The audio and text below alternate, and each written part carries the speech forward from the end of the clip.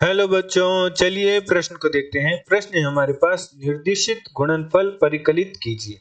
प्रश्न में हमें दो अवयवों के गुणनफल का मान ज्ञात करना है। प्रथम अवयव के अवयव है 1, 2, 3 एवं दूसरी अवयव के अवयव है 2, 3, 4। तो हमें दोनों अवयवों का गुणनफल ज्ञात करना है। चलिए सर्वप्रथम हम प्रश्न के लिए मुख्य अवधारणा लिखते हैं। मुख्य अवधारणा, तो हमारी प्रश्न की मुख्य अवधारणा क्या होगी? अवयवों का गुणन। अवयवों का गुणन, तो दो अवयवों का गुणन तभी संभव है जब प्रथम अवयवों के स्तंभ की संख्या द्वितीय अवयवों के पंक्तियों की संख्या के बराबर होगी।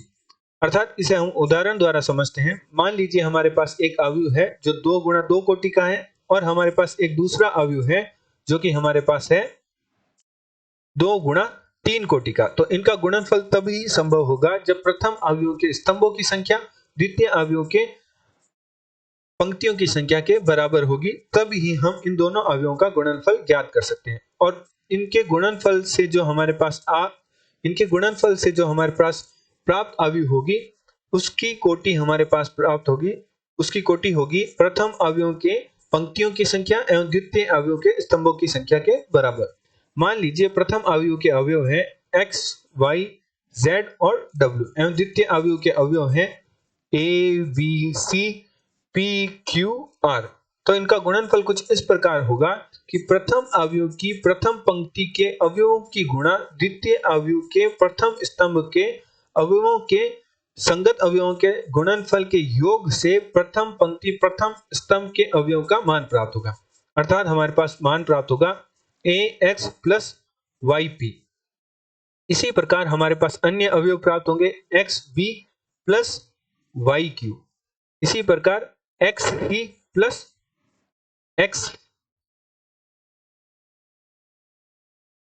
xc plus yr। इसी प्रकार हमारे पास द्वितीय पंक्ति के अवयव प्राप्त होंगे जो कि होंगे za plus wp, zb plus qw एवं zc प्लस wr। तो दो अवयवों का गुणनफल कुछ इस प्रकार होता है। अतः प्रश्नानुसार प्रश्न में हमें प्रथम अवयव दे रखी है जो कि हमारे पास प्रथम अवयव के अवयव है 1, 2, 3। अर्थात हमारे पास प्रथम अवयव 3 गुणा 1 कोटि की है और हमें द्वितीय अवयव दे रखी है जो कि हमारे पास द्वितीय अवयव के अवयव है 2, 3, 4 एवं द्वितीय अवयव हमारे पास 1 गुणा 3 कोटि के हैं। तो इनका गुणनफल संभव है क्योंकि प्रथम अवयव के स्तंभों की संख्या द्वितीय अवयव के पंक्तियों के बराबर है और इनके गुणनफल से जो हमारे पास अवयव प्राप्त होगी उसकी कोटि प्रथम अवयव की पंक्तियों की संख्या एवं द्वितीय अवयव के स्तंभों की संख्या के बराबर होगी।